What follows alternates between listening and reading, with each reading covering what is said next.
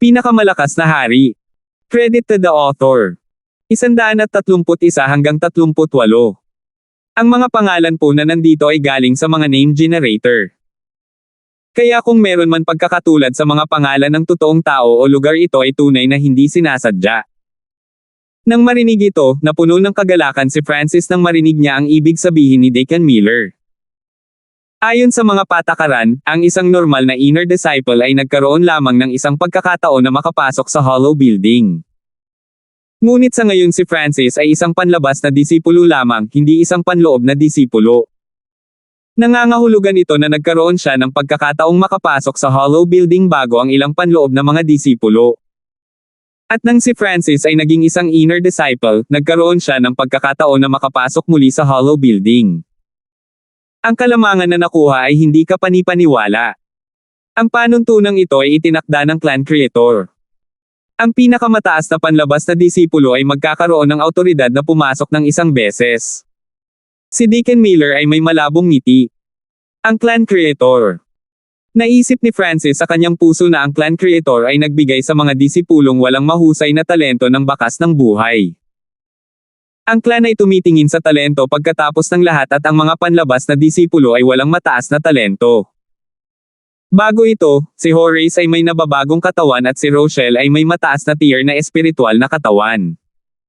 Ngunit ang dalawa ay tinanggap kaagad bilang panloob na mga alagad. Pagkatapos magpaalam kay Deacon, nagtungo si Francis sa Hollow Building dala ang kanyang token. Ang Hollow Building ay isang sagradong lugar ng clan at ang mga panloob na disipulo pati na rin ang mga Deacon ay hindi pinayagang makapasok ng madali. Mula sa ilang milya ang layo, nakakita na si Francis ng kalahating transparent na tore malapit sa gilid ng bangin.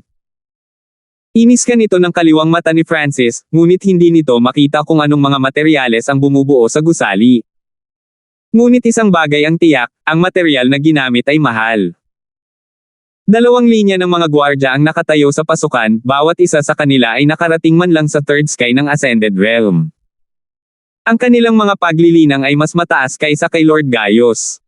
Ito ay isang mahalagang lugar ng clan, umalis ka na. Bulalas ng isang gwardya habang ipinapadala niya ang kanyang mental energy, na nagpahirap kay Francis na huminga. Punong-puno din ng panghahamak ang ibang mga guard. Nakita nila na ang mga damit ni Francis ay isang panlabas na disipulo at ang ika-9 na ranggo ng Consolidated Realm ay isang langgam sa kanilang mga mata. Sure! Kinuha ni Francis ang Hollow Building token at nagbago ang ekspresyon ng guard na kakasigaw lang. Pakiusap. Ipinadala ng grupo ng mga gwardya si Francis sa gusali gamit ang kanilang mga mata. Mahirap paniwalaan na ang batang iyon ay ang nangungunang panlabas na disipulo. Nagulat lahat ng mga guard. Pagpasok sa Hollow Building, naramdaman ni Francis na tumuntong siya sa ibang dimensyon dahil puno ng kulay ang loob. Kanina pa siya nag-aaral ng arrays ngayon at ramdam niya ang pagkakaroon ng mga ito sa Hollow Building. Ang kapangyarihan ng mga array ay walang hugis o kulay, ngunit pinuprotektahan nila ang lugar na ito sa loob ng libu-libong taon. Bago niya maimulat ang kanyang kaliwang mata upang suriin ang mga hanay ng gusali, isang matandang boses ang tumunog sa kanyang isipan, ibigay mo ang iyong token. Hiu! Inihagis ni Francis ang kanyang token. Bronze grade token. Maaari kang pumili ng middle class mortal skill. Nang mawala ang boses, lumitaw ang isang hagdanan sa harap ni Francis na kanyang inapakan. Ang mundo sa tuktok ng hagdanan ay puno ng ambon at hindi mabilang na mga jade sleep ang lumutang dito. Ang bawat jade sleep ay may ilang mga larawan at mga salita na may paglalarawan, pagpapakilala at mga kinakailangan ng kasanayan. Dragon Returning Palm. Dominant King Feasts. No Wind Manual. Scorching Flame Sword. Sinuri ni Francis ang daan-daan at libong mga kasanayan at kinopya niya ang mga paglalarawan sa kanyang isipan. Hindi nagtagal, nagkaroon ng kaunting pag-unawa si Francis sa lahat ng mga kasanayan. Karamihan sa mga ito ay maaaring linangin sa 4th sky ng Ascended Realm o mas mataas at ang mas mahusay ay maaaring maabot ang 5th sky. Ang mababang klaseng mortal na kasanayan ay karaniwang sinasanay ang isa sa Ascended Realm at ang middle class mortal na kasanayan ay maaaring sanayin ang isa sa 4th sky ng Ascended Realm o mas mataas. Ang mga high class na mortal na kasanayan ay maaaring linangin sa 7th sky ng Ascended Realm at isang maliit na bilang sa True Spirit Realm. Ang mga peak class na mortal na kasanayan ay tiyak na maaaring sanayin sa True Spirit Realm at ang mga kasanayang ito ang tunay na kayamanan ng clan. Tungkol sa mga kasanayan sa espiritual na klase, ito ang mga killing moves ng clan at walang sinuman sa ilalim ng ranggo ng Elder ang may karapatang sanayin sila. At ang mga nasa ilalim ng True Spirit Realm ay mahihirapang intindihin. Dapat kang makahanap ng kasanayan sa loob ng kalahating oras at ang kailangan mo lang gawin ay kumuha ng Jade Sleep at ilagay ang iyong kamalayan dito upang makuha ang kasanayan. Mukhang napagtanto ng taong may matandang boses na hindi talaga naiintindihan ni Francis ang mga patakaran ng Hollow Building. Naiintindihan. Nakaramdam ng kakaiba si Francis na ang boses ay palaging lilito sa kanyang ulo dahil sa mortal na mundo kapag ang isa ay nagsalita mula sa malalayong distansya, ito ay tunog sa tabi ng kanilang mga tainga. Ngunit sa pag-iisip na ito ay isang clan, ang lahat ay maipaliwanag. Hindi nagtagal, sinuri ni Francis ang lahat ng mga kasanayan at naalala niya kung alin ang kailangan niya. Ang lahat ng kredito ay napunta sa kanyang kaliwang mata. Ang ibang mga disipulo ay halos imposibleng tapusin ang pagbabasa ng lahat ng mga sleep sa napakaikling panahon. Matapos basahin ito, hindi nagtagal ay ibinukod ni Francis ang mga kasanayan na may mga paghihigpit sa paglilinang, tulad ng mga nangangailangan ng cultivator upang maabot ang Ascended Realm upang magsanay. Pagkatapos ay pinili niya ang mga kasanayan na may higit na kapangyarihan at mas malalim. Sa ganitong paraan, mayroon siyang 100 hanggang 200 na mga kasanayan na angkop sa mga elite na kasanayan. Ang mga elite na kasanayang ito ay lahat ng middle class na mortal na kasanayan, ngunit sila ay nasa mas mataas na ranggo. Sa kasamaang palad, isa lang ang mapipili ni Francis. Matapos mag-isip ng mahabang panahon, nagpa siya si Francis na pumili ng isang nakakasakit na kasanayan. Dragon Returning Palm, ang palad ay nagiging dragon na kayang durugan ang mga bundok. At kapag nasanay sa mataas na antas, isang Dragon Shadow ang susunod na lilikha ng takot sa kalaban. Nangangailangan ng siksik at malakas na panloob na lakas. 7 Deadly Fingers, hatiin sa 7 level at ito ay isang malakas na solong target na pag-atake. Nangangailangan ng perpektong control. Scorching Flame Sword, sword na parang apoy. Kapag umabot ito sa mataas na antas, ang bawat pag-indayog ng sword ay maaaring magdulot ng nakakapasong apoy na magwawagi sa lahat ng nasa ilalim ng fourth sky ng Ascended Realm. Tiningnan ni Francis ang mga nakakasakit na kasanayan na may kapangyarihan na lumampas sa mga limitasyon ng kalikasan. Halimbawa, ang Scorching Flame Sword na iyon ay maaaring lumikha ng apoy mula sa wala, ito ba ay kapangyarihang kayang tiisin ng isang tao? Siyempre, hindi naisip ni Francis ang paggamit ng iba pang mga armas dahil ang kanyang kaliwang mata ay mas angkop para sa archery. Ang pag-asa sa mga armas ay hindi magandang ideya dahil paano kung nasira ang armas. Ang kanyang lakas ay bababa ng husto. Higit pa rito, kapag ang isa ay nakalusot sa Ascended Realm, ang mga long-distance attack ay normal at ang bentahe ng malapit na mga sandata sa labanan ay hindi maganda. Saglit na tinitingnan ang mga kasanayan, isang kakaibang kasanayan ang lumitaw sa isip ni Francis. Lightning Wind Palm, naglalaman ng kapangyarihan ng kidlat at hangin, gamit ang hangin upang magdulot ng kidlat. Kapag nasanay sa pinakamataas na antas, maaari kang magpatawag ng kidlat. Ngunit marahil dahil ito ay bahagyang kasanayan lamang halos, walang nagsanay nito sa pinakamataas na antas. Pansin, ang kasanayang ito ay naglalaman ng maraming panganib at mayroong mga tala ng isang magsasaka na nagsanay sa kasanayang ito na pinatay ng kidlat. Matuto ng mabuti. Ang huling babala ay tila idinagdag lamang dahil sariwa pa ang mga marka. Lightning Wind Palm, magiging ikaw. Pinili lang ni Francis ang kasanayang ito, at isa ito sa pinakamapanganib. Dati na siyang nagsanay sa Starfinger at naunawaan ni Francis na kung mas mapanganib ang paglilinang, mas nakakatakot ang kapangyarihan nito. Ang Lightning Wind Palm ay pareho at ang mga disipulo ng Broken Moon Clan ay hindi maglakas loob na sanayin ito. Higit pa rito, walang gustong sayangin ang mahalagang pagkakataong ito para sumugal sa hindi kilalang kasanayan. Ngunit nangahas si Francis. Una, nagkaroon siya ng isa pang pagkakataon na makapasok sa Hollow Building. Pangalawa, dahil walang nang-ahas na sanayin ang kasanayang ito, nangangahulugan ito na ang kapangyarihan nito ay nakakatakot. Nakita ni Francis ang kasaysayan ng clan at ang mga maalamat na figure na iyon ay palaging nagsanay ng mga kasanayang iyon na hindi kayang maabot ng iba at sa wakas ay maabot ang tuktok ng tore. Kung pumili si Francis ng isang kasanayan na madaling sanayin ng iba, kung gayon ano ang pagkakaiba niya sa kanila?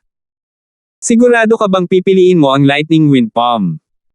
Binabalaan kita, ang kasanayang ito ay mahirap matutunan at mas mapanganib kaysa sa ilang high-class mortal na kasanayan. Tumunog ang sinaunang boses. Oo.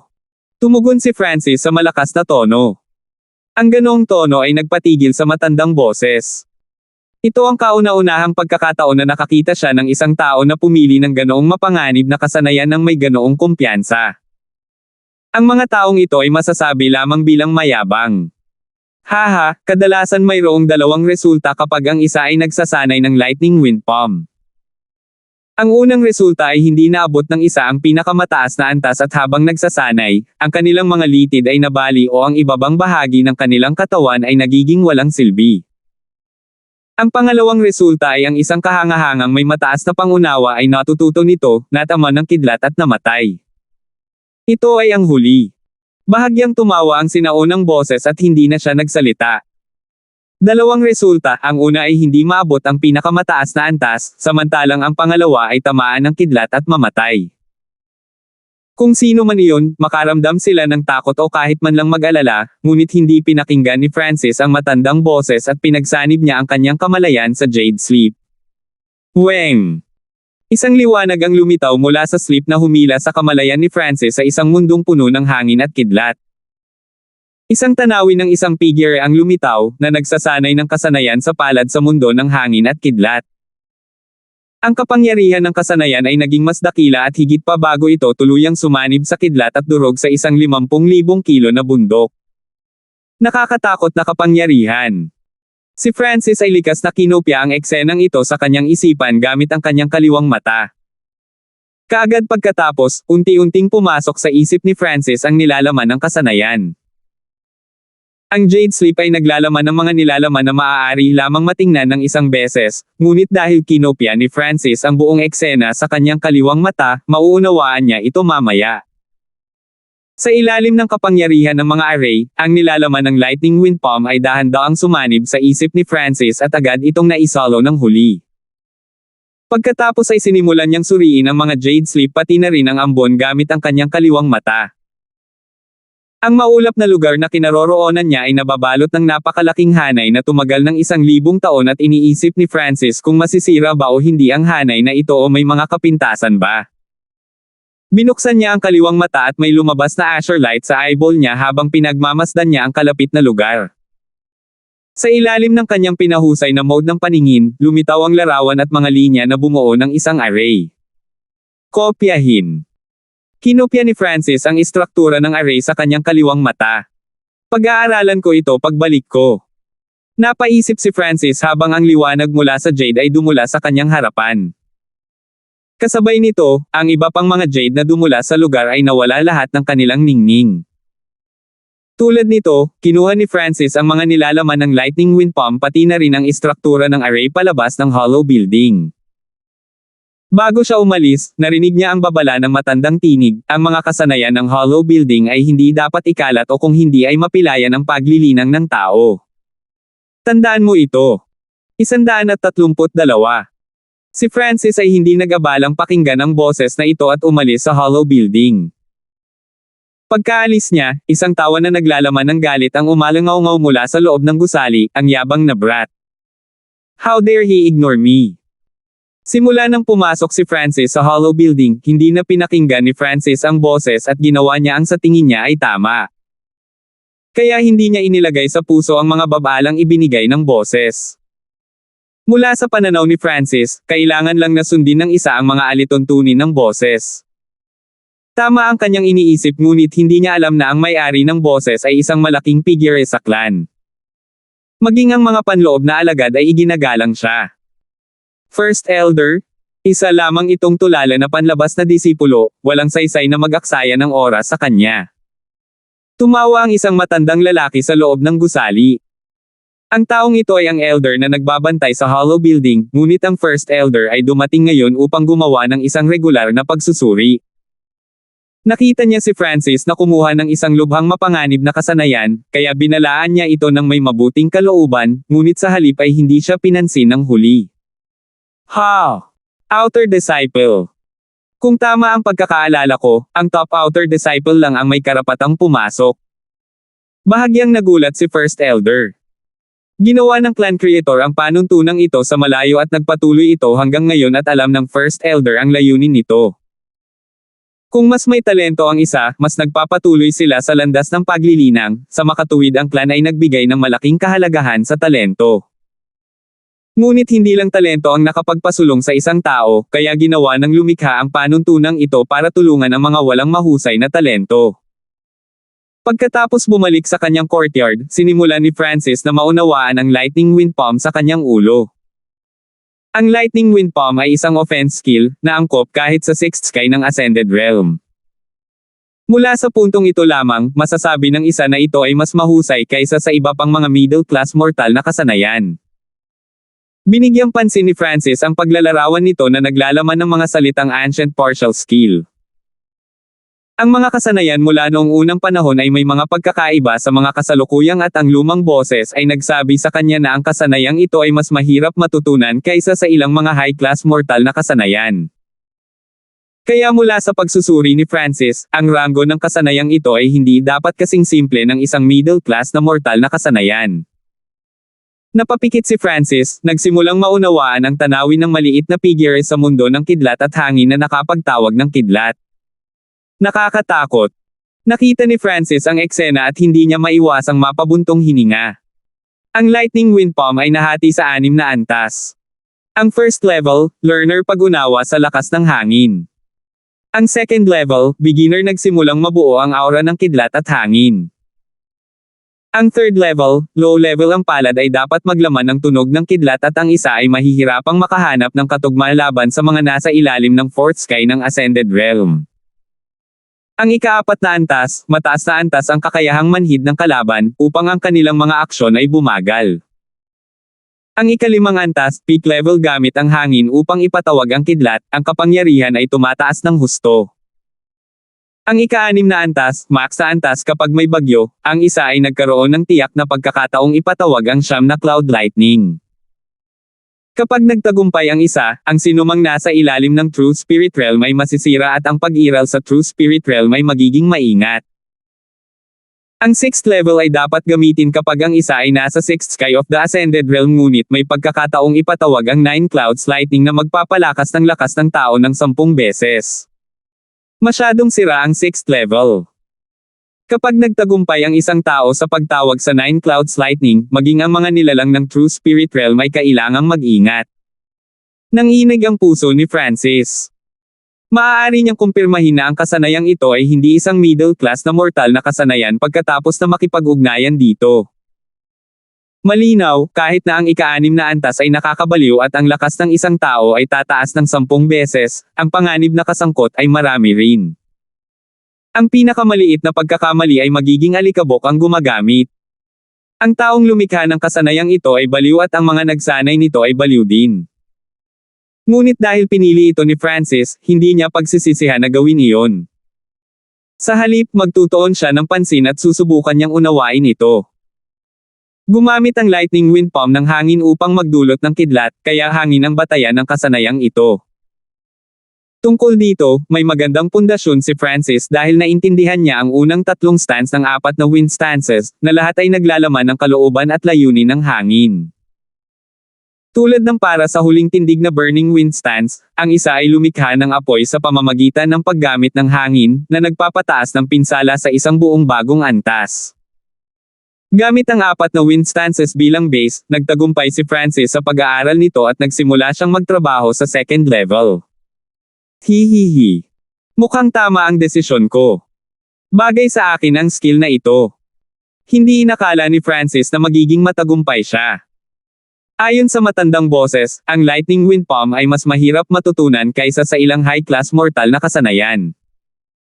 At kapag sinubukan ng isang tao na matutunan ang first level, kailangan nila ng hindi bababa sa 1 hanggang 2 buwan, minsan kahit na taon.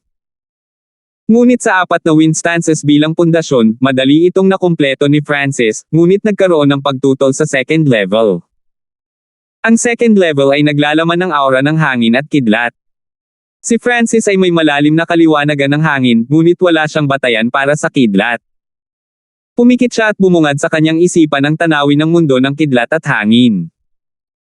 Sa larawang ito sa kanyang isipan, madaling maabot ni Francis ang second level at pagkalipas ng 2 araw, halos natutunan na niya ang second level. Ngunit ang ikatlong antas ay hindi mauunawaan sa anumang oras sa lalong madaling panahon. Inilagay niya ang natitirang oras sa 7 array na libro na ibinigay sa kanya ng matandang si Zhang at sa 7, isa na lang ang natitira. Ang huling aklat na ito ang pinakamahirap sa kanilang lahat at tanging sa kaliwanagan na nakuha mula sa Illusion Fish Picture ay naunawaan niya ito at sa araw na ito, sa wakas ay natutunan ni Francis ang 7 aklat. At sa oras na ito napagtanto niya na ngayon ang deadline. Malapit na. Nagpakawala ng mahabang hininga si Francis. Dahil natuto siya at ginugol ang ilang oras sa Lightning Wind Palm ay halos nakalimutan niya ang deal sa matandang si Zhang. Ang kasalukuyan at pinakamahalagang layunin niya ngayon ay ang pumasok sa Ascended Realm kasama ang kanyang katawan. Tumakbo si Francis sa Clan Mission Division at nakilala si Vice Head Zhang. Natutunan mo na ba ang lahat ng 7 array books? Nakangiting sabi ni Vice Head Zhang. Oo. Napabuntong hininga si Francis. Pagkatapos ay nagtanong ang matandang si Zhang ng 15 katanungan. Isang mahirap at isang madaling tanong para sa bawat aklat at para masagot ang huling tanong, dapat pagsamahin ang lahat ng nilalaman ng 7 aklat. Tanging sa kanyang kaliwang mata na patuloy na nag-iisip ay nasagot ito ni Francis. Matapos ibigay ni Francis ang kanyang sagot, bumaantong hininga ang matandang si Zhang at tinitigan si Francis na parang halimaw. Sigurado ka bang wala ka pang natutunan tungkol sa mga arrays dati? Sabi ng matandang si Zhang, natalo. Mabibilang ba ang Illusion Fish Picture? Nagbigay si Francis ng hey, ang matandang lalaki na si Gord ay nagtanong ng mga katulad na tanong noon. Bahagyang kumunat ang mga pisngi ni Vice Head Zhang. Noon, siya ay isang henyo na nakakaalala sa lahat ng kanyang nakita at mayroon siyang kaunting katanyagan sa loob ng 13 bansa.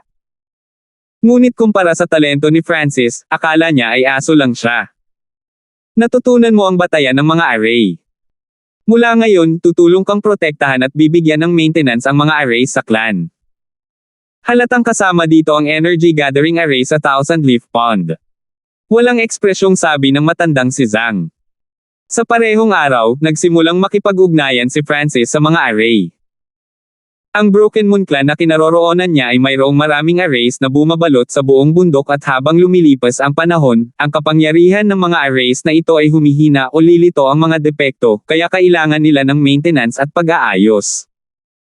Sinundan ni Francis ang matandang si Zhang o ilan sa mga miyembro ng Clan Mission Division upang maglakbay patungo sa kung saan naroon ang mga arrays.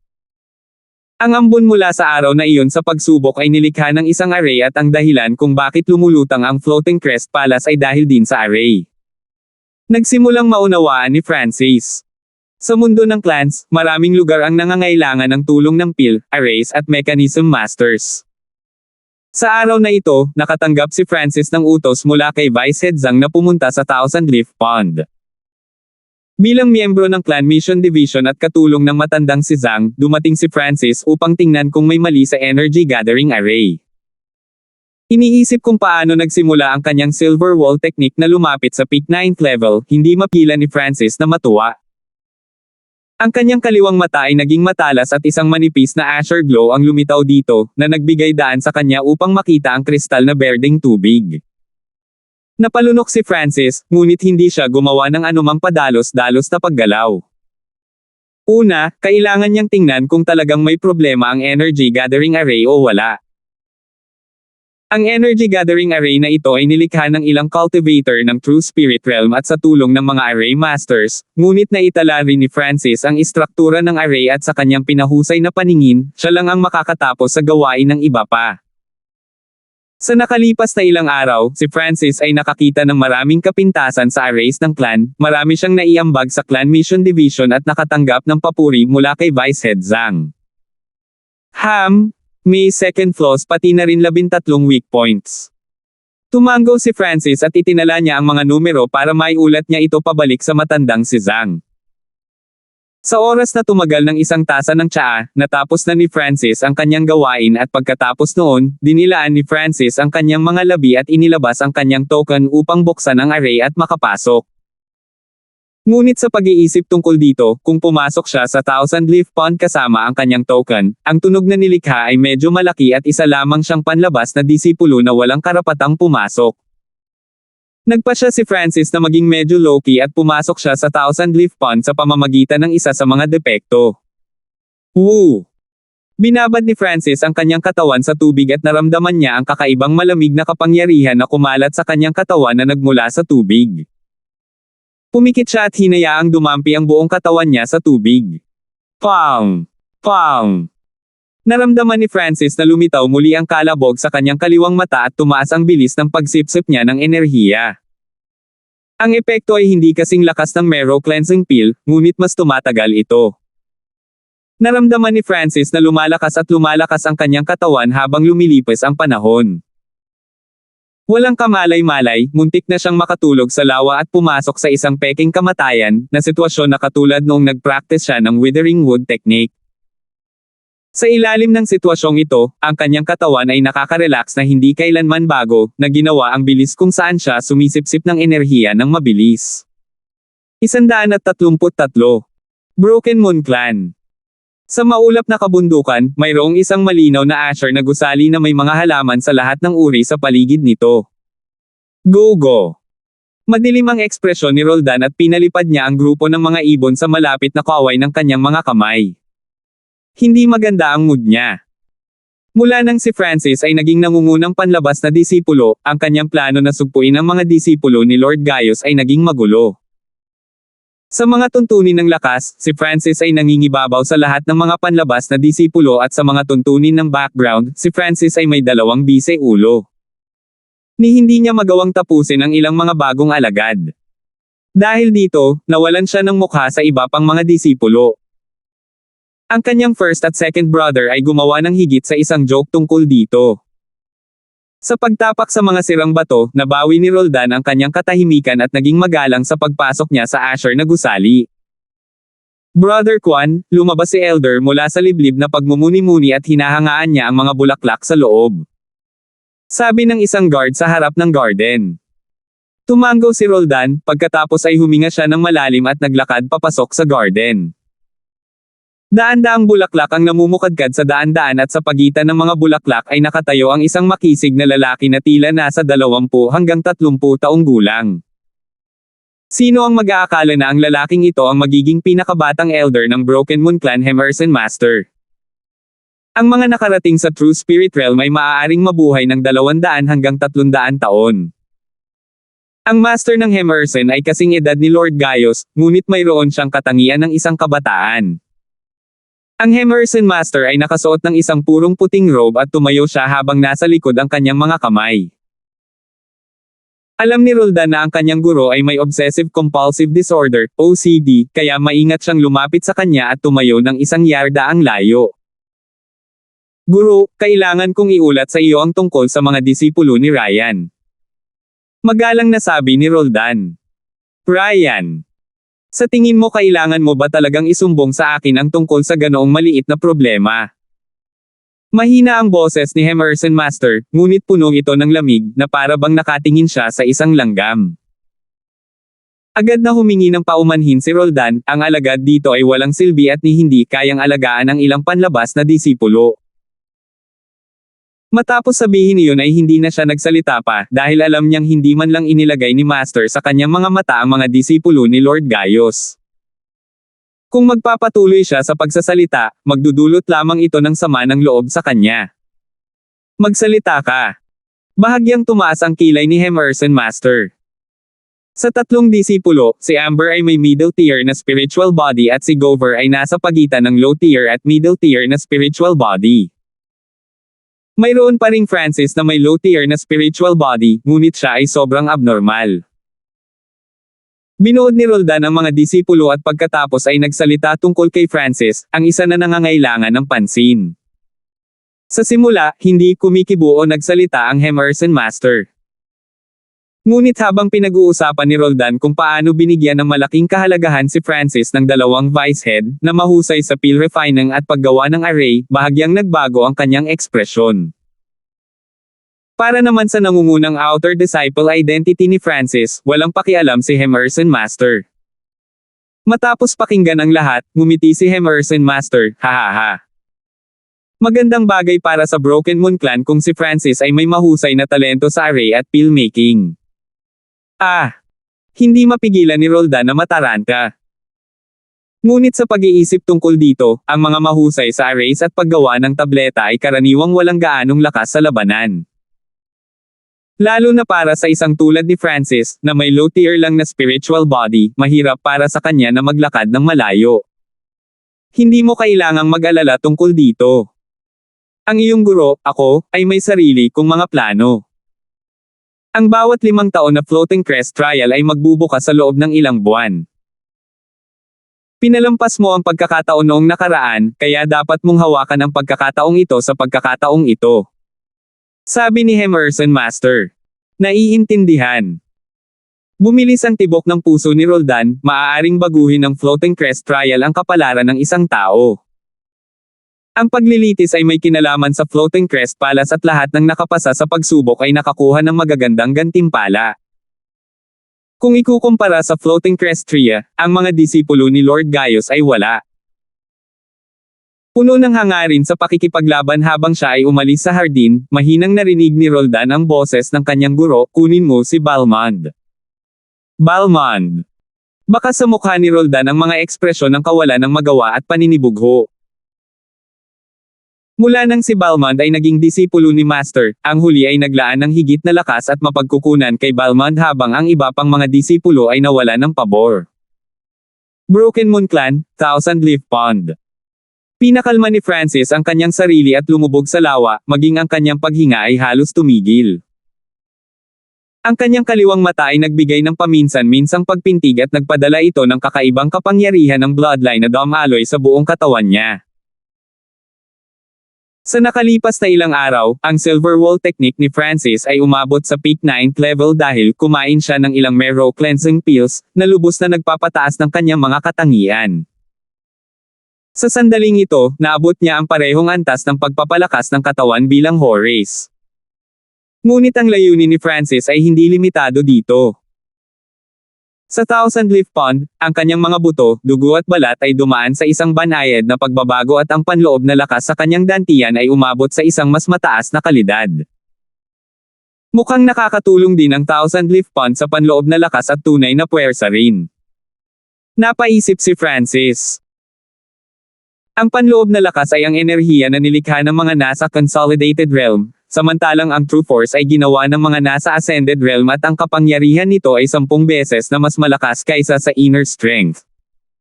Hanggat naabot ni Francis ang 10th level ng Silver Wall Technique, makakagawa siya ng Silver Air True Force. Mabilis na lumipas ang oras. Isang buong araw ang lumipas at ang mga katangian ng katawan ni Francis ay tumaas ng husto kaya nalampasan nito ang mga epekto mula sa isang marrow cleansing pill. Kahit na malakas ang epekto ng marrow cleansing pill, hindi ito nagtagal at hindi rin kasing misteryoso ng tubig. Napagtanto ni Francis sa gabi na ang energy gathering array ay tila nagbago sa ilalim ng liwanag ng buwan at isang pilak na layer ang lumitaw sa tubig. Nagsimula ring magbago ang elemento ng mahiwagang kapangyarihan sa tubig. Itong energy gathering array ay medyo mahiwaga. Kapag naging inner disciple ako, makakagawa ako ng mas simple. Napaisip si Francis. Malinaw, ang energy gathering array ay ang suporta lamang, ang Thousand Leaf Pond ay nilikha ng kalikasan at ito ay umiral ng libu-libong taon. Ang kapangyarihan sa Thousand Leaf Pond ay bahagyang nagbago, ngunit nagkaroon ito ng mas magandang epekto sa katawan at napanatili ni Francis ang kanyang posisyon na peking kamatayan. Sa tansya niya, ilang beses na lang siyang magbabad sa pond at ang kanyang Silver Wall technique ay aabot sa 10th level. Ngunit sa sandaling ito, ilang tunog ang lumitaw kahit na sila ay tahimik. Seng-seng. Dalawang figure ang pumasok sa mga depekto ng Thousand Leaf Pond at ang kapintasan na ginamit lang nila ay ang ginamit ni Francis. Ate Ryan, malalaman ba natin? Ang isa sa kanila ay isang batang babae na may malinaw na malutong na boses. Haha, isang tao sa Clan Mission Division ang nagsabi sa akin tungkol sa kapintasan na ito at ang Thousand Leaf Pond ay hindi bukas ngayon. Bahagyang natawa ang ibang babae. Medyo may edad na ang babaeng kakasalita lang, siguro 20 years old at maganda ang figure niya. Medyo mas bata ang babaeng katabi niya, may malakristal na mga mata at parang ukit ang kanyang figure. Naglakad ang dalawang dilag sa Thousand Leaf Pond at sinuri ang lugar. Ang Thousand Leaf Pond ay walang laman at walang palatandaan na may naruroon. Sabi ko naman sa'yo walang tao dito eh. Confident na sabi ni Ate Ryan. Tumango ang nahihiyang dalaga, ngunit bahagya pa rin siyang tutol sa paggawa ng ganito. Nang makumpirmang walang tao dito, hinubad ng dalawa ang kanilang mga damit, ipinakita ang kanilang perpektong katawan at nagsimula silang maghugas ng kanilang sarili sa tubig. Kasabay nito, naramdaman ni Francis, na 10 yarda ang layo, na umaalon ang tubig. Dahil ang pond ay protektado ng array, ang tubig ay dapat nakalmado at hindi gumagalaw. Ngunit sa oras na ito, ang tubig ay umaalon, ibig sabihin ay may mga nanghihimasok. Nakabawi si Francis mula sa kanyang hibernation at tumingin siya sa direksyon ng mga ripple gamit ang kanyang kaliwang mata.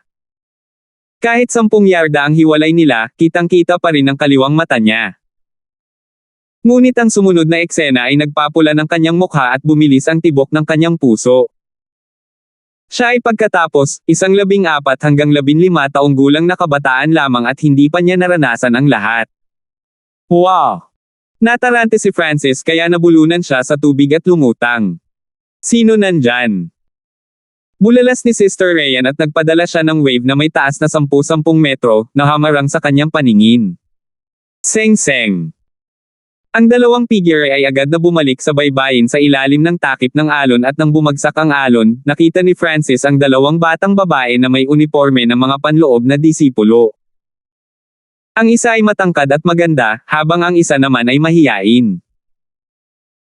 Saan man sila ilagay, ang mga figure ng dalawa ay pinakamataas na antas at hindi mas mahina kaysa sa pinakamagandang babae ng Sun Feather City. Sinong bastard ang maglalakas loob na gumawa ng mga walang hiyang gawa? Halos hindi nagawang takpan ni Sister Ryan ang kanyang sarili ng kanyang mga damit habang malamig siyang tumingin kay Francis. Huwang! Isang surge ng mental energy ang durog patungo kay Francis na parang bundok. Ang kanyang cultivation ay mas malakas pa kaysa kay Roldan, na nasa third sky ng Ascended Realm. Puno ng galit at hiya ang ibang dilag habang nagtatago sa likod ni Ate Ryan. Huwag mong intindihin. Nandito lang ako naglilinang. Apurahang sabi ni Francis na may pulang mukha. Napatulala siya sa sitwasyong ito. Nagulat din si Ate Ryan. Parang 14 hanggang 15 years old lang ang kabataang nasa harapan niya at hindi siya mukhang walang hiyang bastard. Bumalik ka at ipikit mo ang iyong mga mata. Malamig na utos ni Ate Ryan. Sa ilalim ng malakas na enerhiya sa pag-iisip, hindi nagtagal ay huminahon si Francis at tumalikod at ipinikit ang kanyang mga mata tulad ng iniutos sa kanya. Alam niyang wala na siyang lakas para lumaban. Paglingon niya ay narinig niya ang ingay ng dalawa na nagsusuot ng damit. Tumalikod ka. Si Sister Ryan ay nakatayo sa tabi ng lawa, ngunit ang lamig sa kanyang boses ay hindi pa rin nawawala. Walang ekspresyong lumingon si Francis at kumirot pa rin ang kanyang puso nang makita niya ang mukha ng dalawang dilag. Si Sister Ryan ay nakatayo sa harap, habang ang isa pang babae ay nagtago sa likod niya at kalahating mukha lang ang ipinakita. Napakabata ng edad at nakasilip na sa mga babaeng naliligo. Kapag hindi ka nagbigay ng paliwanag ngayon, parurusahan kita. Malamig ang mukha ni Sister Ryan habang nagpasya siyang takutin ang kabataang nasa harapan niya, ngunit napagtanto niyang nakatitig sa kanya ang binata na may pagkatulala sa mukha. Lalo siyang nagalit, paanong ang isang tao sa ganitong murang edad ay napakamalabog. Gayunpaman, hindi nagtagal ay napagtanto niya na hindi siya tinitingnan ni Francis, kundi ang taong nasa likod niya. Ikaw pala. Bulalas ni Francis habang nakatingin sa mahiyaing babae sa likod ni Sister Ryan. 134. Ikaw pala. Bulalas ni Francis habang tuwang-tuwa siyang nakatingin sa babae sa likod ni Ate Ryan.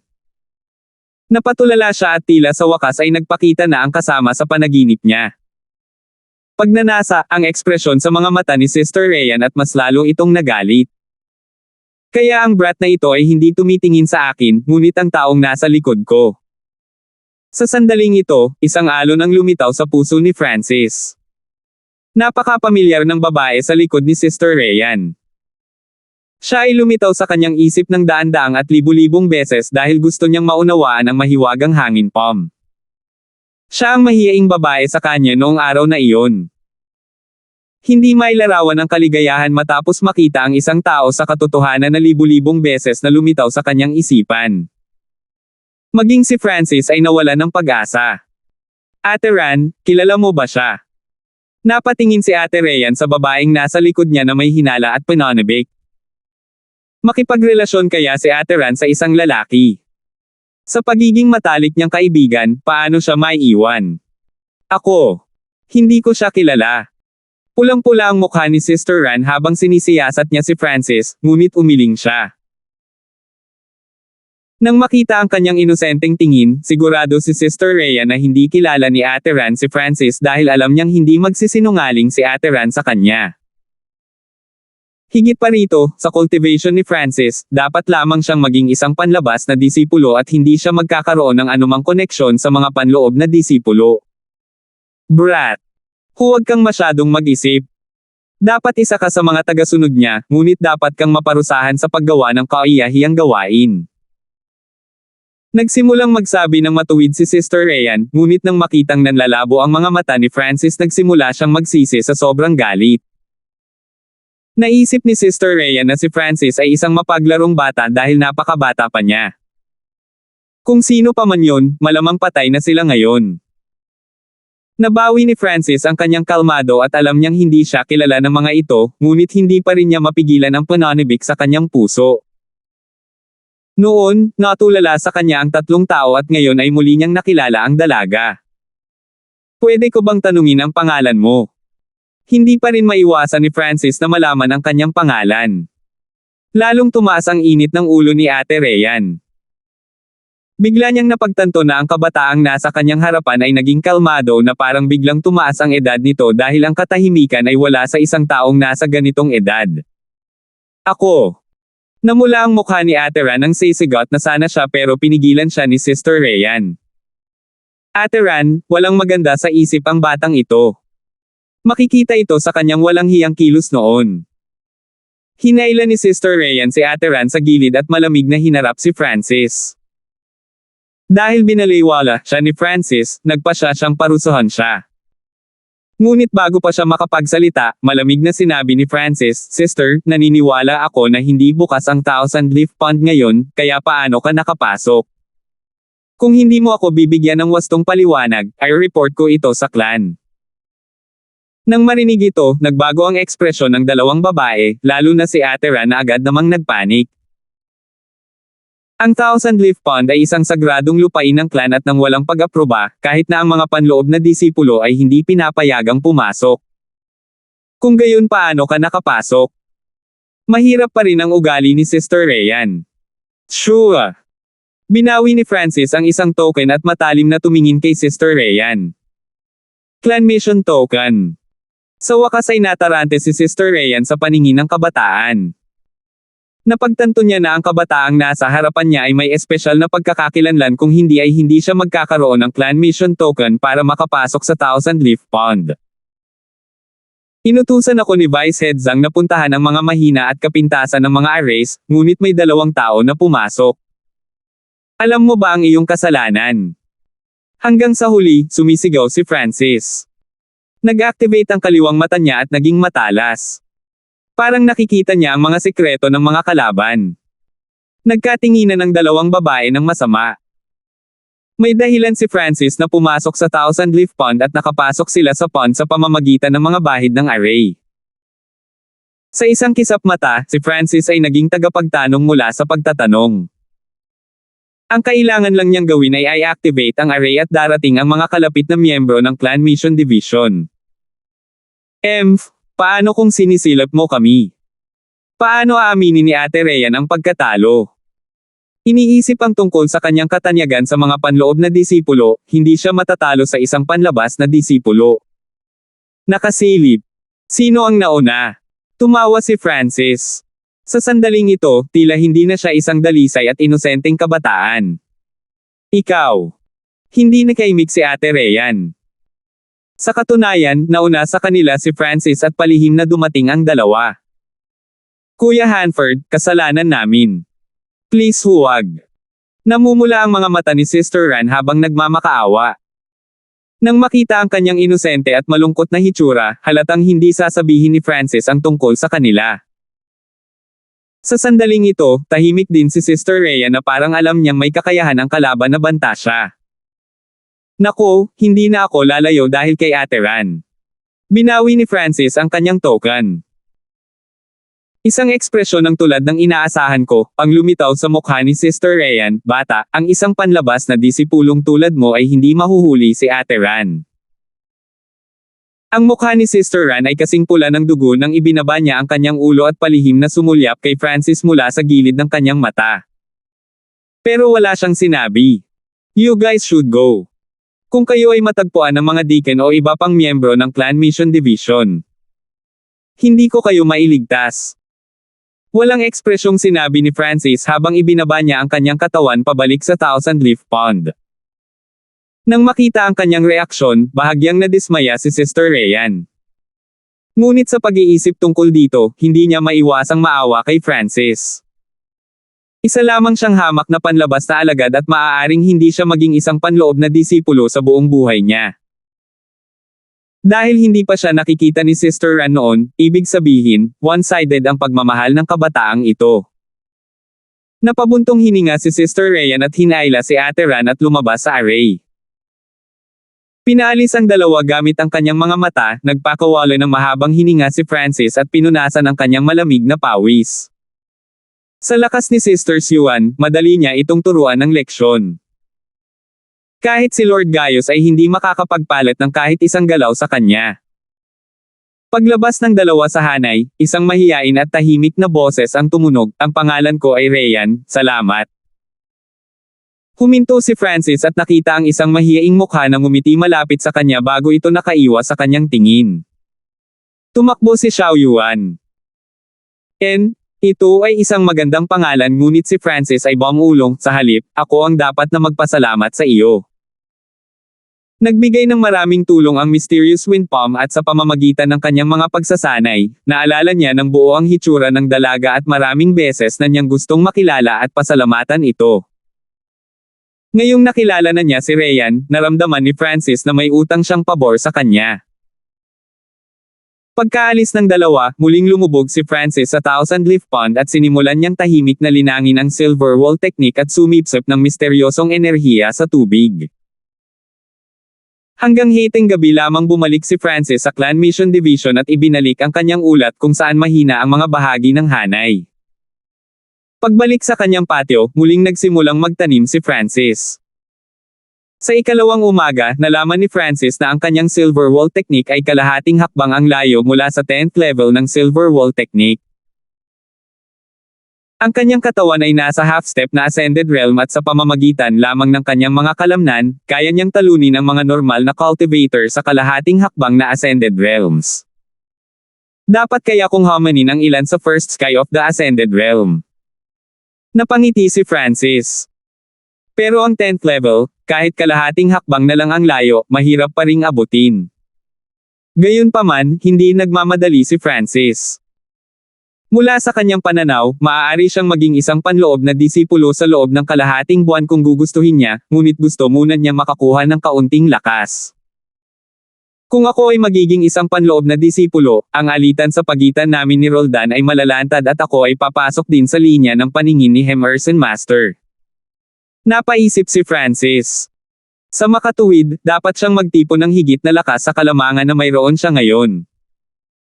Sa pagkalkula ng oras, napagtanto ni Francis na natapos na ang 10 araw na dapat siyang manatili sa Clan Mission Division. Dahil sa pagtatalo sa pagitan ng matandang si Zhang at ng matandang si Gord, nanatili si Francis sa Grasswood Division at Clan Mission Division ng 10 araw ayon sa pagkakabanggit. Ginawa na ito ni Francis ngayon, ngunit parehong hindi nahanap ang matandang lalaki na si Zhang at ang matandang lalaki na si Gord sa mga sumunod na araw.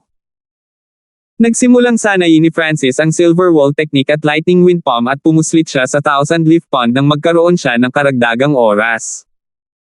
Ngunit hindi lumipas ang maraming araw bago nakatanggap si Francis ng mga hamon mula kina Asher at Rohan. Ang isa ay nagkaroon lamang ng isang pagkakataon na hamanin ang isang kapalit na panloob na disipulo bawat 6 na buwan. Ngunit para sa mga alagad na nakarating na sa nangungunang 20, walang limitasyon. Alam ng lahat na ang nangungunang panlabas na mga disipulo ay may malaking benepisyo at si Asher ay labis na umaasa na makapasok sa Hollow Building bago siya maging isang panloob na disipulo. Sa katotohanan, sa kanyang high-tier na espiritual na katawan at relasyon sa pagitan ng pamilyang Shao at ng clan, ganap na nagawa ni Asher na maging katulad ni Rochelle at Yuan Hao at naging isang inner disciple kaagad. Ang dahilan kung bakit hindi siya naging isa ay dahil sa isang punto, naging pinakamataas na panlabas na disipulo at ngayon ang cultivation ni Asher ay umabot na sa peak half-step na Ascended Realm. Ang kaunting pagkakamali ay magdudulot sa kanya ng paglusob sa Ascended Realm. Makalipas ang 3 araw, nilabanan ni Francis sina Asher at Rohan. Si Asher ay nasa ika-4 na pwesto at ang kanyang Blazing Sun Manual ay bumuti ng husto. Inaasahan niyang labanan si Francis, ngunit pareho ang resulta. Hindi man lang ginamit ni Francis ang kanyang Lightning Wind Palm. Gamit ang Silver Wall Technique, Starfinger at ang 4 na Wind Stance na nag-iisa, madaling natalo si Asher. Hindi naging mas mahusay si Rohan, nagawa niyang makipagpalitan ng 10 suntok bago matalo kay Francis. Ang kanyang lakas ngayon ay hindi mas mahina kaysa kay Fulton, nang ang huli ay ang nangungunang panlabas na disipulo. Sumuko si Rohan. Ang posisyon ni Francis bilang nangungunang panlabas na disipulo ay hindi magagalaw. 135. Matapos talunin sina Rohan at Asher, si Francis ay nakaramdam ng kalungkutan. Sa oras na ito, naramdaman niya na ang kanyang Silver Wall Technique ay napakalapit sa ika-10 antas at kailangan niya ng 6 hanggang 15 araw bago ito masira. Sa loob ng dimensyon ng kanyang kaliwang mata, ang Asher Glow ay umabot na sa 9 at tila umabot na ito sa limitasyon. Hindi alam ni Francis kung ano ang mangyayari kapag ang liwanag ay lumampas sa 9 na talampakan 9. Bago magpahinga ng kalahating araw si Francis, 2 bisita ang dumating. Vice Head Gord? Vice Head Zhang? Bakit nandito kayong dalawa? Nagulat si Francis. 2 Vice Head ang sabay na dumating sa kanyang maliit na patio. Agad niyang pinapasok ang 2 at inisip kong, nagayos na, ang 2 o hindi.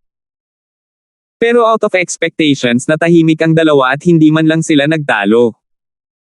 Ang ginawa lang nila ay titigan si Francis at bumantong hininga. Anong nangyari? Naramdaman ni Francis na kakaiba ang sitwasyon. Parehong matandang si Zhang at ang matandang si Gord ay dapat pinaglaban ang kanyang talento. Francis, nakapagdesisyon na kami tungkol sa pagkuha mo ng master. Seryosong sabi ni Vice Head Gord. Nakarating sila sa isang desisyon. Sumigaw si Francis sa kanyang puso. Kahit na interesado siya sa parehong paggawa ng tableta at mga arrays, hindi iyon ang landas na gusto niyang tahakin. Umubo ang matandang si Zhang, ito ay ganito. Sa pamamagitan ng aming pagsubok, napagpasyahan namin na ang iyong talento ay napakahusay para maging aming mga alagad. Hindi makapaniwalang tumingin si Francis sa 2. Nagkatinginan sina Vice Head Zhang at Vice Head Gord at ngumiti na para bang may ginawa silang napakalaking bagay. Francis, maaaring magulat ka ngunit ito ang katotohanan. Ikaw ang pinakamahusay na pil-refining genius na nakita ko at sa iyong mga kakayahan, kakailanganin mo lamang ng 1 hanggang 2 taon upang matutunan ang lahat ng kailangan kong ibigay sa iyo. Napabuntong hininga ang matandang si Gord at walang magawang umiling. Tama. Hindi kami sapat para maging guro mo. Maaari ka naming irekomende sa pinakamahusay na array master na si Gong Chenchingshan ng Sky Rich Country. Tanging kung magagawa mong maging disipulo niya ay ganap na magagamit ang iyong talento. Walang magawa at mapait na sabi ng matandang Zhang. Inirekomenda rin ni Vice Head Gord ang isang Pillmaster mula sa Metal Blood Country. Hindi pa umabot sa totoong master level ang dalawa, sanay lang sila sa arrays at pills. Alam ni Francis na ang Sky-Rich Country at ang Metal Blood Country ay 10 beses na mas mahusay kaysa sa Cloud Country at ang mga clan sa kanilang bansa ay mas malakas kaysa sa Broken Moon Clan. Mga guro, salamat sa iyong mabuting hangarin ngunit hindi ko nais na lumakad sa landas ng mga arrays o table tasks. Huminga ng malalim si Francis at yumuko ng malalim sa dalawang vice heads. Sa sandaling ito, sa wakas ay nasabi na niya ang kanyang tunay na iniisip. Tinatawag mo kaming guro. Tuwang-tuwa ang matandang si Gord habang ang matandang si Zhang ay mahiyain din.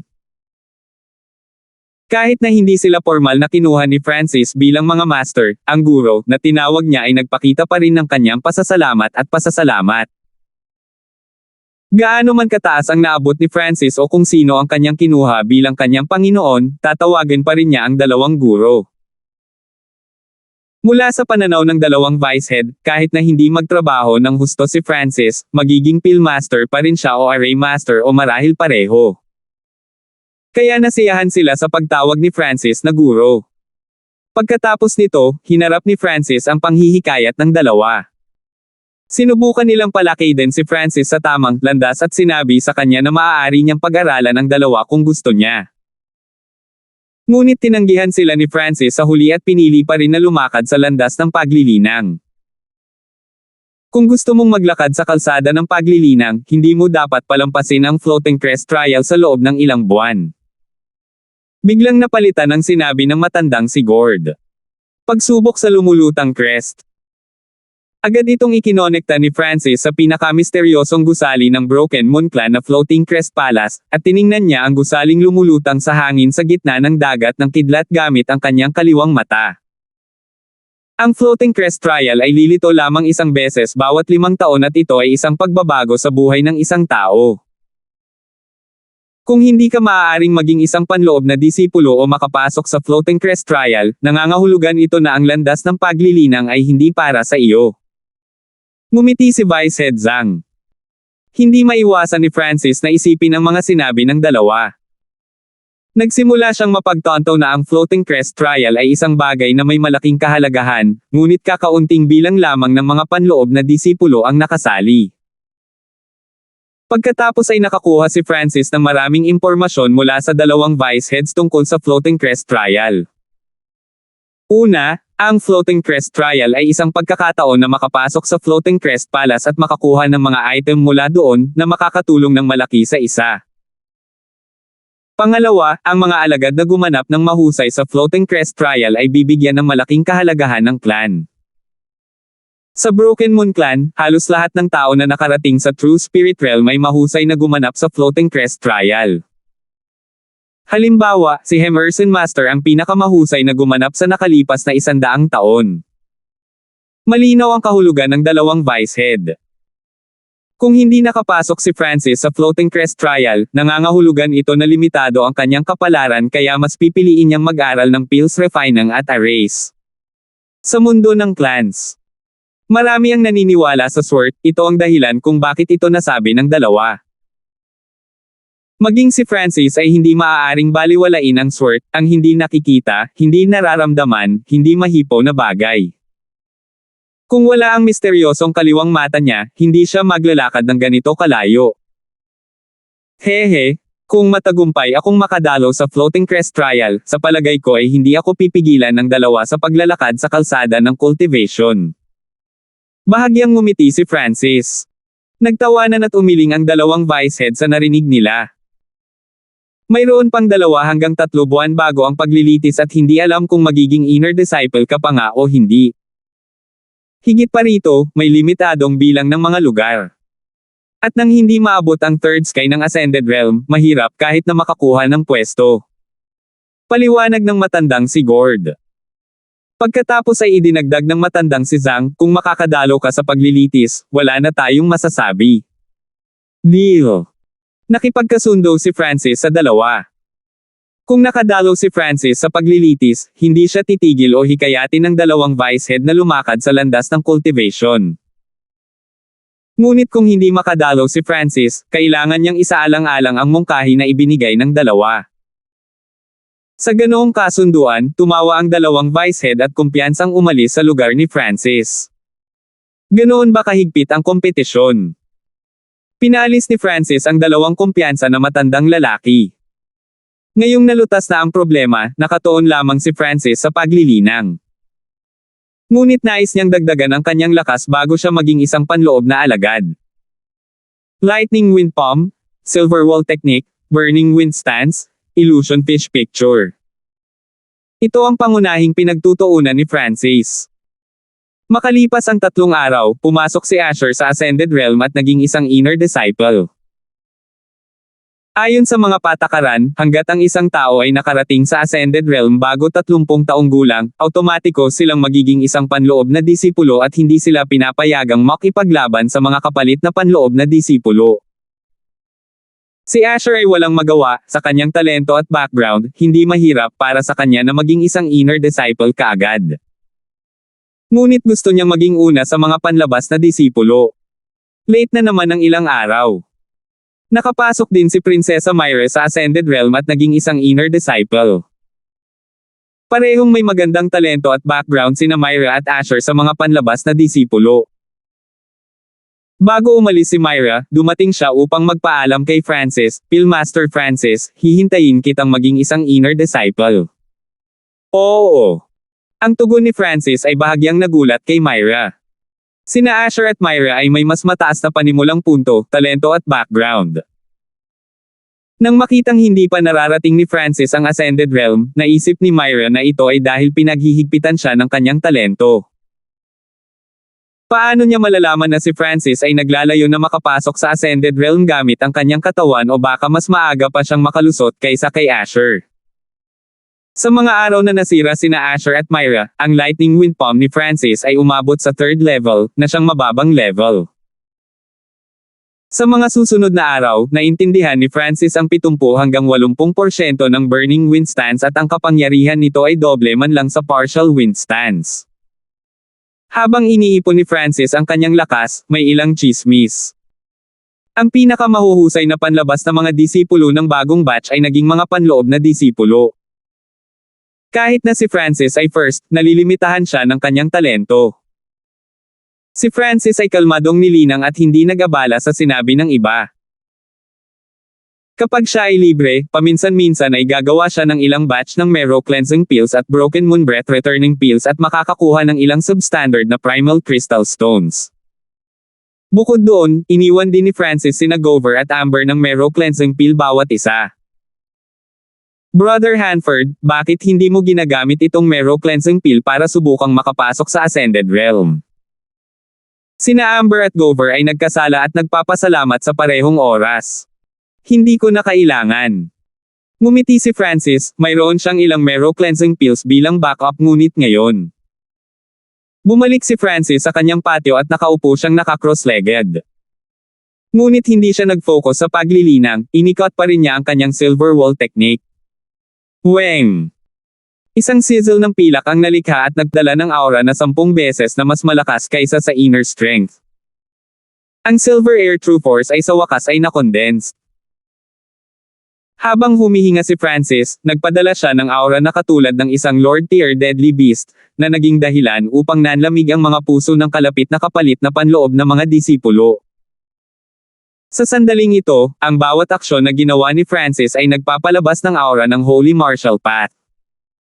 Dahil nakapasok siya sa Ascended Realm gamit ang kanyang katawan, ang True Force ay nagmula sa kanyang laman. Kung ito ay isang normal na cultivator, ang True Force ay magmumula sa kanilang dantian at ang Force ay paulit-ulit na magmumakmak.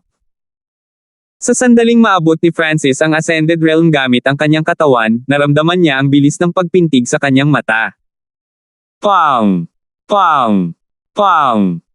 Tumigil sa paggalaw ang siyam na talampakan siyam na umiikot na Asher na ilaw sa kanyang kaliwang mata. Weng! Ang liwanag ng liwanag ay biglang nabuo at nagsimulang mag-mutate. 136. Ito ang unang pagkakataon na lumitaw ang ganoong sitwasyon sa dimensyon ng kaliwang mata ni Francis. Ang siyam na talampakan siyam na glow ng liwanag ay hindi na lumawak pa. Sa halip, nagsanib ito at nag-condensed. Napaungol si Francis sa sakit at napahawak siya sa kanyang kaliwang mata habang siya ay bumagsak sa lupa na may plop.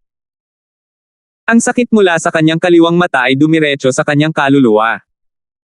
Sa ilang sandali lang, si Francis ay nabalot ng malamig na pawis.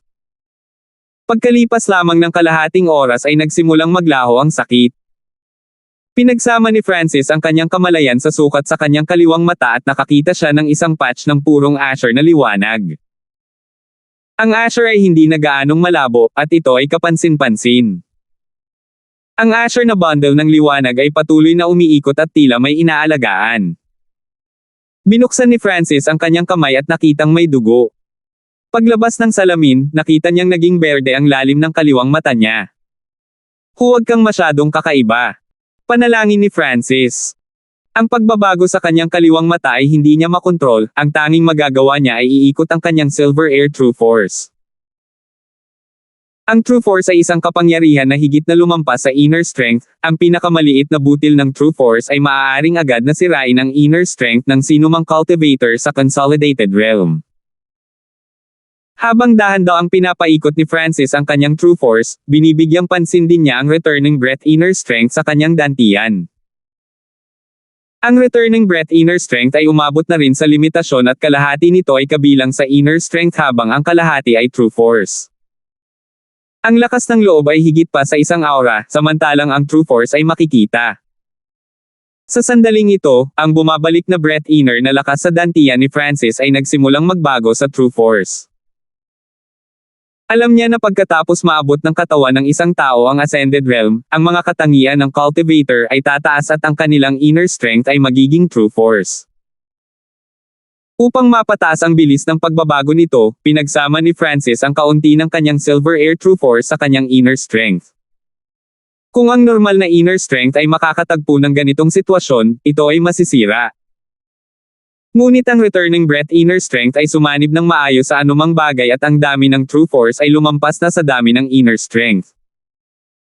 Sa loob ng dantian ni Francis, ang kanyang Returning Breath Inner Strength ay dinadalisay sa mas mataas na antas at ito ay nagiging mas mahusay sa dami. Sa paggugol ng buong araw, ang Inner Strength na nabawasan niya ng kalahati sa dami ngunit ang Inner Strength ay nauwi na ngayon sa True Force. Nangangahulugan ito na mayroong dalawang uri ng True Force sa katawan ni Francis. Ang isa ay galing sa kanyang Body Strength Enhancing Technique Silver Air True Force, at ang isa naman ay galing sa kanyang Returning Breath Technique Returning Breath True Force. Naabot ni Francis ang Ascended Realm sa parehong lakas ng katawan at panloob. Sa sitwasyong ito, nangangahulugan ito na doble ang dami niya sa True Force kumpara sa iba na kakapasok lang sa Ascended Realm. Mukhang kailangan ko ng bagong force skill ngayon. Napaisip si Francis. Maswerte na ang Returning Breath Technique na maabot ang Ascended Realm dahil kalahati lang itong mortal skill, habang ang Silver Wall Technique ay isang mortal body strength enhancing technique na maaaring sanayin sa ika-11 na antas. Tinansya ni Francis na hindi na siya makakarating sa ika-11 na antas anumang oras sa lalong madaling panahon.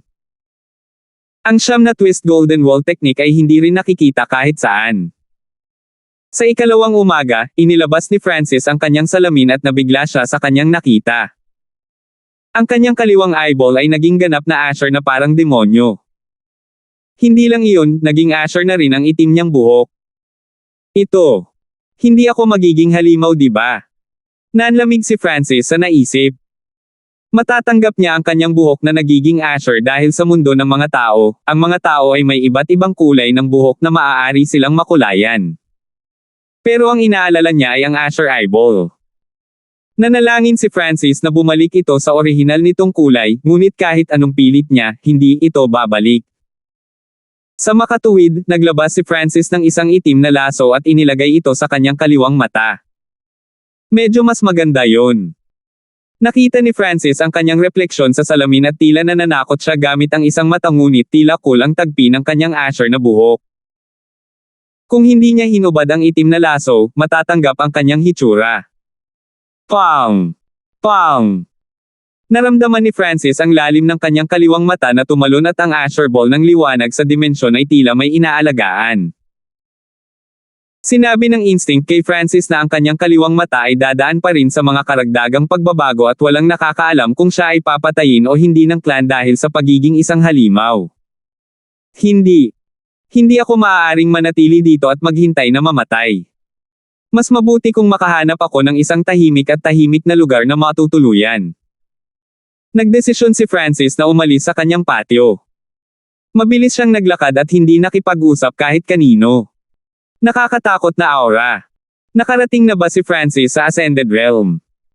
Ang kanyang buhok ay naging asher at siya ay may isang eye patch. Kailangan ba niyang maging masyadong menacing? Nararamdaman ng mga kalapit na panlabas na alagad ang aura na iyon sa kanya. Sa totoo lang, sa sandaling makapasok si Francis sa Ascended Realm, naramdaman na ito ng kalapit na kapalit na panloob ng mga disipulo. Upang maabot ang Ascended Realm gamit ang kanyang katawan.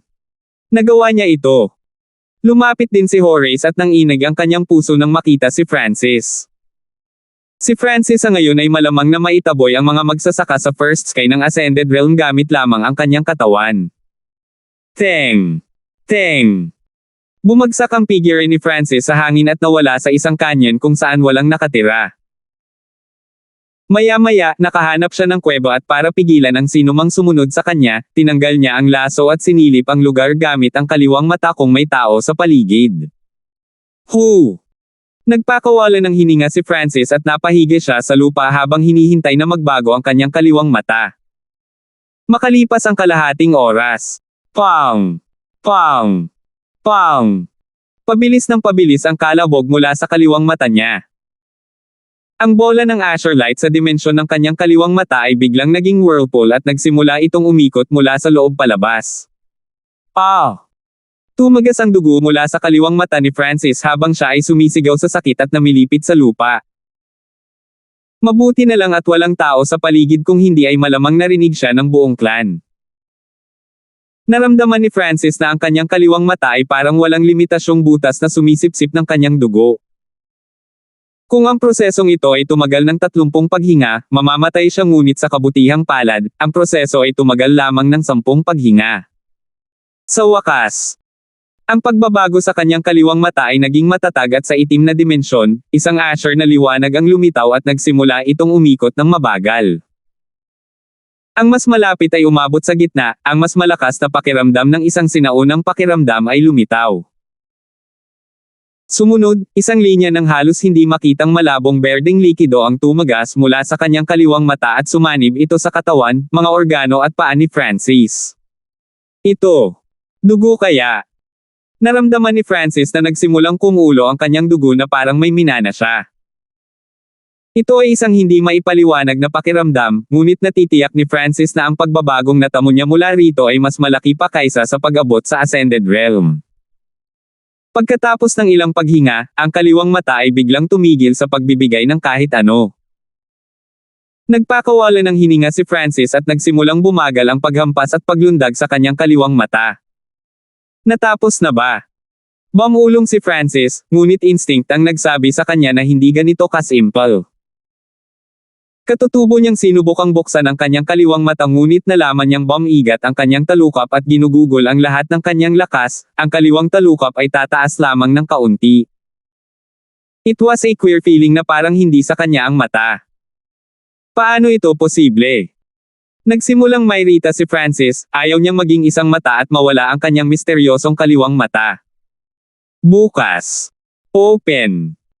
Ginugol ni Francis ang lahat ng kanyang lakas at ang lahat ng ginawa ng talukap ng mata ay kumendat ng kaunti. Sa wakas, ganap niyang nailipat ang silver wall technique at ginamit ang lahat ng enerhiyang mayroon siya sa kanyang katawan. Weng! Isang mahinang linya ng berdeng dugo ang lumitaw sa kanyang pulang dugo at naramdaman ni Francis na tumaas ang kanyang mga katangian. Ang kanyang Silver Air True Force at Returning Breath True Force ay parehong tumaas din. Naglabas siya ng nangingibabaw na aura na parang nalampasan niya ang limitasyon ng sangkatauhan. Sa sandaling ito, nagdududa si Francis kung tao ba siya o hindi. Buksan. Inuutusan kitang buksan. Bulalas ni Francis at sa pagtaas ng kapangyarihan mula sa malabong berdeng dugo, bumukas ang mata para sa isang hininga. Nang ganap na bumukas ang Asher Eye, naramdaman ni Francis ang pagyanig ng langit. Anong nangyari? Hindi alam ni Francis kung siya ba ang nanginginig o ang langit na nanginginig, ngunit patuloy pa rin siyang nagmulat ng kanyang mata. Natakot siya na kung hindi niya ito mabuksan ng buo sa pagkakataong ito, wala nang pagkakataon. Sa bawat pagdilat ng kanyang mata, mas lalo niyang naramdaman ang panginginig ng langit. Tila ang panginginig ay nagmula sa mismong kalawakan, ngunit nang makita ni Francis ang mga disipulo ng clan sa malayo, tila hindi nila ito napansin. Baka sarili niya lang. Hindi alam ni Francis na habang binubuksan niya ang kanyang mata, ang lahat ng cultivator ng Broken Moon Clan na nasa True Spirit Realm o mas mataas ay nakaramdam ng panginginig ng kanilang mga puso. Sa loob ng isang berdeng gusali. Wow! Isang gwapo at puting damit na lalaki ang biglang dumura ng isang subo ng dugo at nagising mula sa kanyang liblib na pagmumuni-muni. Ano ba ang nangyayari? Ang mukha ni Emerson Master ay maputlang puti at ang kanyang puso ay hindi maiwasang manginig. Ito ay isang pakiramdam mula sa ilalim ng kanyang kaluluwa at dugo. Kasabay nito, naramdaman ng bawat cultivator sa True Spirit Realm at mas mataas sa Asher Continent ang kanilang kaluluwa at dugo na nanginginig. Kung mas mataas ang cultivation ng isang tao, mas malakas ang pakiramdam at ang mga nasa liblib na pagmumuni-muni ay lumuwa ng isang subo ng dugo. Hanggang sa isang biglaang sandali lamang nawala ang panginginig at ang sandaling ito ay nangganap na imulat ni Francis ang kanyang kaliwang mata. Huwang! Naramdaman ni Francis ang kanyang ulo na nanginginig at isang transparent na liwanag ang bumungad sa kailaliman ng kanyang Asher Eye. Ang linya ng transparent na liwanag ay tila bumaril sa mga bundok at sa pamamagitan ng Broken Moon Clan at nawala sa mga puting ulap sa itaas. Hindi mailarawan ni Francis ang transparent na liwanag, parang may kapangyarihan itong makita ang anumang bagay at lahat ng bagay sa mundo. 137. Ang linya ng malinaw na liwanag ay parang liwanag ng Diyos na agad na bumaril sa kalangitan. Gayunpaman, hindi nakita o naramdaman ng mga miyembro ng Broken Moon Clan ang liwanag. Tanging ang mga nasa True Spirit Realm o mas mataas lamang ang nakakaramdam ng panginginig ng hangin ngunit ito ay higit pa sa isang ilusyon. Mayroon lamang isang limitadong bilang ng mga tao sa Asher Continent na nakadama ng pagbabago sa kalangitan. Kanlurang kontinente. Isang napakalaking sinaunang palasyo. Huwang! Isang sinaunang daang yarda na bato ang nagsimulang tumunog sa kailaliman ng bulwagan. Ang bato ay tila mula sa sinaunang panahon dahil kahit sino sa True Spirit Realm ay hindi ito makakamot. Ngunit sa sandaling ito ay pumutok. Hindi maganda. Nabasag ang Heavenly Primal Stone. Bakit ito masisira ng walang dahilan? Baka may darating na kasawian. Nagkaroon ng kaguluhan sa malapit. Hiu! Isang sinag ng liwanag ang dumaan sa hangin at dumapo sa harap ng Heavenly Primal Stone. Panginoon, anong nangyari? 10 malakas na aura ang lumipad patungo sa Heavenly Primal Stone. Sa harap ng bato, dahan-daang inabot ng isang figure na naka-purple ang kanyang kamay at pinagsama ito sa Heavenly Primal Stone. Huweng! Nanginginig ang bato at may lumabas na ilang kakaibang salita sa ibabaw ng bato. Ang mga salita ay lubhang komplikado at sila ay patuloy na nagbabago. Nagsimula ring magpumiglas ang lilang figure. Isang nakakatakot na aura ang lumabas at ang kalapit na 10 ng mga cultivator ng True Spirit Realm ay tumingin sa kanilang Panginoon ng may takot. Sa paglipas ng panahon, dumarami ang mga tao ng clan.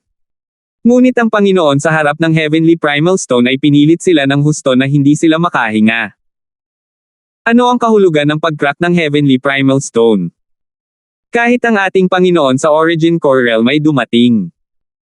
May mga cultivator sa Origin Core Realm na umiiral pa rin sa kontinenteng ito. Pagkaraan ng mahabang panahon, unti-unting kumalas ang kanilang Panginoon sa kanyang pagkakahawak. 2 salita lang ang makikilala mula sa Heavenly Primal Stone. Mahinang sabi ni Lord. Alin sa dalawa? Tanong ng mga matataas na tao ng clan. Ang kanilang Panginoon ay biglang tumangala sa langit at nakita niya ang isang eye of heaven na malamig na nakatingin sa ibaba. Nagmukha itong ilusyon. Mata ng Diyos. Nagawa ng kanilang Panginoon na magsalita nang lumabas ang isang bahid ng dugo mula sa kanyang mga labi. Isang mahabang lugar na malayo sa kalawakan. Isang nakakatakot na palasyo. Daggendong. Siyam ang mga dragon ay umungol sa palasyo at ang Harry ay tumingin sa langit. Sa kalangitan, ang mga ulap ay patuloy na lumiliko. Ano ang ibig sabihin nito? Malamig na tumingin sa itaas ang hari at inutusan niya ang kanyang mga dragon na itabi ang mga ulap. Ito ang unang pagkakataon na nangyari ito mula noong nilikha ang imperyo. Tumingala sa langit ang isang matandang puno ng kulubot at puting buhok. Saan? Tumunog ang nangingibabaw na boses. Baka malapit lang. Hindi siguradong sagot ng matanda. Sa sandaling ito, lahat ng mga magsasaka sa matataas na kaharian ay sumulyap sa langit. Sa wakas ay nagawang itulak ng mga dragon ang mga ulap na nakaharang sa kalangitan at lumitaw ang isang eye of heaven habang malamig itong tumingin sa planeta. Ano ang ibig sabihin nito? Bulalas ng lahat ng mga magsasaka. Mata ng Diyos. Ito ay mata ng Diyos na hindi pa nakikita. Mukhang hindi ito isa sa 8 Great God's Eye, ngunit nakakatakot pa rin. Nag-uusap ang mga magsasaka at nagkagulo. Tanging ang hari at puting buhok na matanda ang tahimik habang nakatitig sa Eye of Heaven sa langit.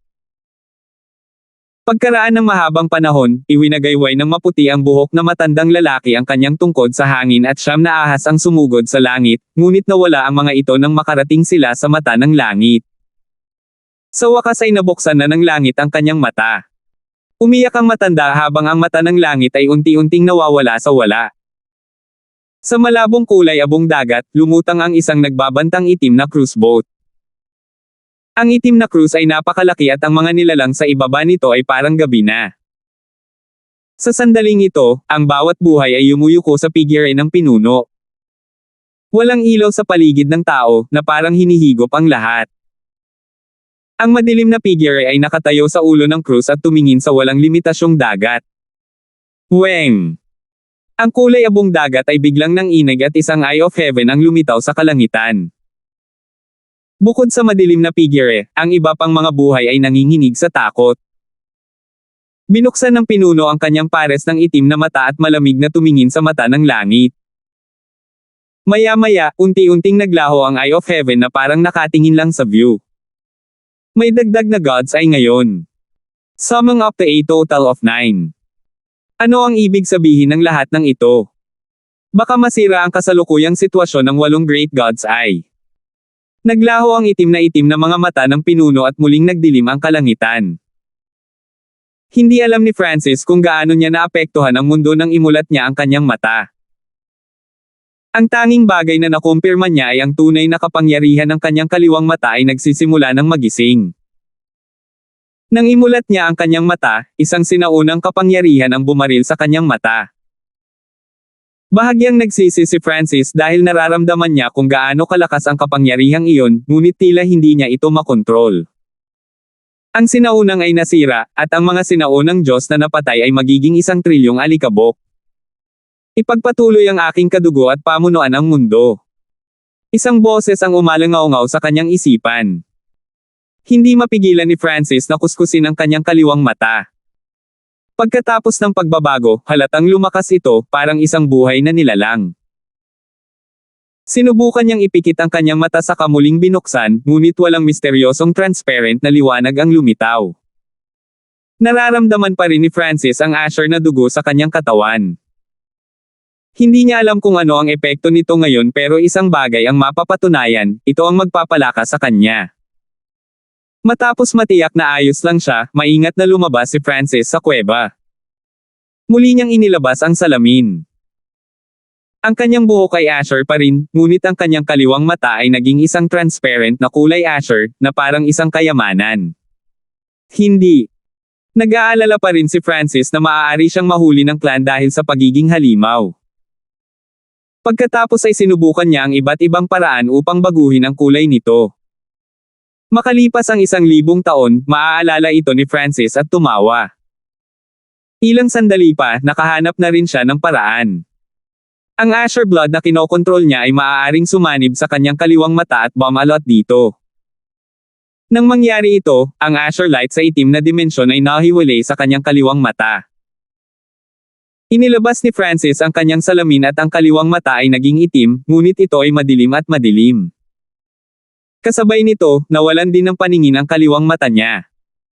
Maaaring gamitin ni Francis ang Asher na dugo upang baguhin ang kulay ng kanyang kaliwang mata, ngunit gumugol ito ng labis na enerhiya para gawin iyon. Ilang oras lang ang kaya niyang gawin sa isang araw. At least may paraan. Nagpakawala ng hininga si Francis. Pagkatapos ay sinubukan niya ang kapangyarihan ng kanyang kaliwang mata. Walang pag-aalinlangan, ang kapangyarihan sa kanyang kaliwang mata ay tumaas ng husto pagkatapos niyang makapasok sa Ascended Realm. Ang paningin ni Francis, ang bilis ng reaksyon at ang pangunawa ay naging mas mahusay. Halimbawa, si Francis ay nakakakita ng hanggang 100 milya ang layo at nakita ni Francis na ang kanyang kaliwang mata ay nakakakita sa mga bagay. Nakikita ng kanyang mata ang bato sa malapit. Mahirap paniwalaan na ang aking mata ay nakakakita sa pamamagitan ng bato. Pakiramdam ni Francis ay isa siyang halimaw, ngunit naramdaman niyang hindi ito ang tunay na pagbabago sa kanyang mata. Sa sandaling ito, isang ibon ang lumipad sa kanyang lampas sa ulo ni Francis. Nanghina ang pupil ni Francis habang malamig na nakatingin sa ibong lumilipad sa hangin. Sa sandaling iyon, ang kanyang kaliwang mata ay nagpadala ng isang surge ng mental energy na naging isang tuwid na linya na patungo sa ibon. Flop! Tumili ang ibon sa himpapawid dahil sa takot, nawalan ito ng balanse at bumagsak sa lupa. Hindi pinatay ng kaliwang mata ni Francis ang ibon, naglabas ito ng hindi maipaliwanag na alon ng mental energy, na nagpanik sa ibon at nawalan ng kontrol sa katawan nito. Pagpatay ng walang bakas. Ito ang maaaring magpasya sa huling resulta sa isang labanan sa buhay at kamatayan. Napaisip si Francis. Sinubukan niya ang lahat ng mga bagong epekto hanggang sa makaramdam siya ng pagod. Hindi ganap na makontrol ni Francis ang mga bagong kasanayan tulad ng mental energy assassination. Nang papalubog na ang araw. Nagmamadaling tinakpan ni Francis ang kanyang kaliwang mata gamit ang isang piraso ng laso, pagkatapos ay nagtungo siya sa Outer Hall Division habang ang kanyang Asher na buhok ay lumilipad sa hangin. Teng! Teng! Teng! Ang kanyang figure ay lumubog sa hangin, lumalampas ng 10-10 yarda sa isang hininga. Inilibot ni Francis ang lahat ng kanyang true force at sinubukan niyang kontrolin ang agos ng hangin sa paligid niya. Maaari itong magpalutang sa himpapawid para makahinga bago siya matamba. Matapos maabot ang Ascended Realm, maaaring lumipad ang isa sa isang maikling distansya sa himpapawid, ngunit hindi ito totoong paglipad. Ang isang cultivator sa True Spirit Realm ay maaaring lumipad ng 10-10 milya nang walang problema. Pagkatapos bumalik sa Outer Hall Division, agad na pumunta si Francis kay Deacon Miller para mag-apply na maging isang inner disciple. Ayon sa mga patakaran, kailangan lang maabot ng isa ang Ascended Realm bago mag-30 para maging isa. Iuulat ko ito sa mga nakatataas at kung walang problema, maaari kang pumunta sa Central Control Division bukas. Kalmado ang ekspresyon ni Deacon Miller at itinaas lang niya ang kanyang kilay nang makita ang eye patch at Asher na buhok ni Francis ngunit wala siyang sinabi. 138. Nagpakawala ng hininga si Francis nang lumabas siya sa Outer Hall Division. Mukhang hindi nakaagaw ng atensyon ng clan ang eye patch at Asher niyang buhok. Pagkatapos ng lahat, ang mga kakaibang bagay ng bawat uri ay nangyayari araw-araw. Hindi nagtagal ay dumating si Francis sa Clan Mission Division dahil sa ibang bagay. May kilala siyang ilang array masters pati na rin ang mga panday. Malinaw, si Francis ay wala dito para kumuha ng armas dahil hindi siya sapat na mayaman para kumuha ng mga panday para gawin siya nito. Kuya Hanford, kailangan mo ako. Nakilala ng panday na apprentice na ito si Francis dahil sinundan ng huli ang matandang si Zhang sa paligid at may pangalang Prodigy. Hindi alam ni Francis na sikat siya sa buong Outer Hall Division, Grasswood Division at Clan Mission Division. Siya ang nangungunang panlabas na alagad at siya ay 14 hanggang 15 taong gulang lamang. Tungkol naman sa Grasswood Division at Clan Mission Division, may pangalan siyang Prodigy, at pinag-awayan siya ng 2 vice head. Kailangan ko ng eye patch. Itinuro ni Francis ang kanyang kaliwang mata. Takip sa mata. Tumigil ang apprentice, naisip niya na gusto ni Francis ng armas, ngunit hindi mahirap gumawa ng eye patch. Dahan daw ang ibinaba ni Francis ang laso sa kanyang kaliwang mata at inikat ang Asher na dugo upang harangan ang liwanag mula sa dimensyon. Nang makita ng apprentice ang kaliwang mata ni Francis, nagulat siya, ito ay isang malabo na mata, na parang walang buhay dito. Sa wakas ay naintindihan niya kung bakit gusto ni Francis ng eye patch at hindi niya maiwasang makiramay sa kanya. Brother Hanford, huwag kang mag-alala, gagawin ko ang lahat ng aking makakaya at gagawin ko ang pinakaangkop na eye patch. Kinuha ng apprentice ang kanyang mga sukat at nagsimula kaagad. Pagkatapos ay sinabi niya kay Francis na pumunta bukas at binigyan siya ng huli ng 2 substandard na primal crystal stones. Sa parehong gabi, ipinikit ni Francis ang kanyang mga mata at siniyasat ang Asher na dugo at ang kapangyarihan ng kanyang kaliwang mata. Sa loob ng dimensyon ng kanyang kaliwang mata, umiikot ang Asher Whirlpool mula sa loob palabas at nang subukan ni Francis na hawakan ito sa kanyang kamalayan, nakaramdam siya ng isang sinaunang aura. Sa ilalim ng maraming pagsubok, ang kapangyarihan ng kanyang kaliwang mata ay ang mga sumusunod.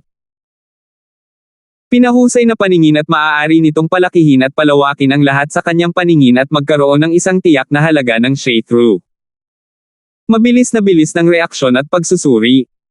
Photocopy, kabisado lahat ng nakita niya.